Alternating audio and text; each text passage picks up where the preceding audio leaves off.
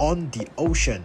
It is probably the world's best engineering ever. It is actually pretty meaty around the feet. Beef strip, which actually means really delicious, but be careful. Jar, the black one, is a sesame base. I would say.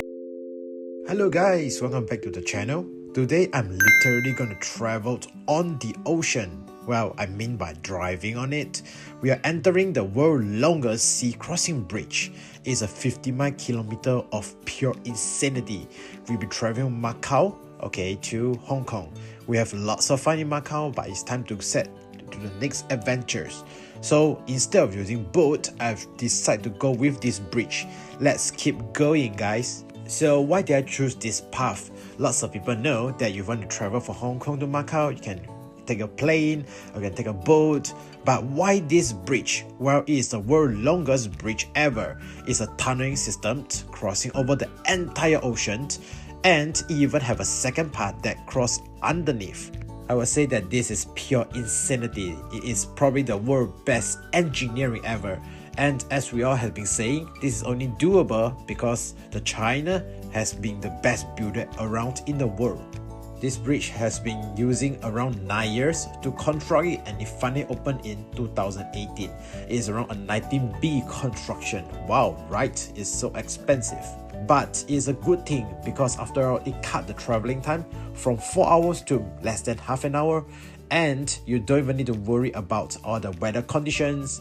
So it's really safe if it's raining like now, because if the storm is too big, it's not possible to fly or drove a boat over. So here we are to Hong Kong, and that's time to digging for some food for our arrival.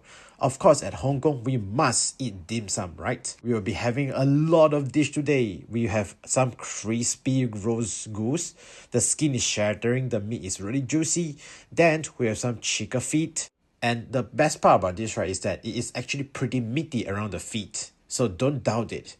Next up is some hakao, which is actually shrimp-based dumpling. As we all know, that dim sum in Hong Kong is very popular around the world because everything here is small bites. You can enjoy all the small little dishes while not getting too full, so you have a huge variety, right? And this is probably the most classic and signature of the Hong Kong dim sum industry, the siu mai.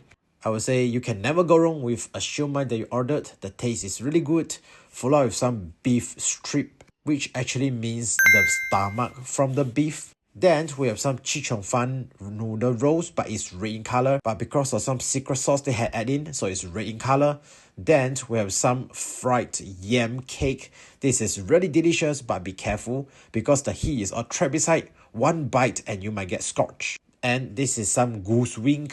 The thing is, it's very condensed in flavor, even though it's not very meaty. This is a Teochew based crystal dumpling. So beautiful, right? And this is a golden prawn toast, deeply fried together. Then we have another fried food, some fried squid.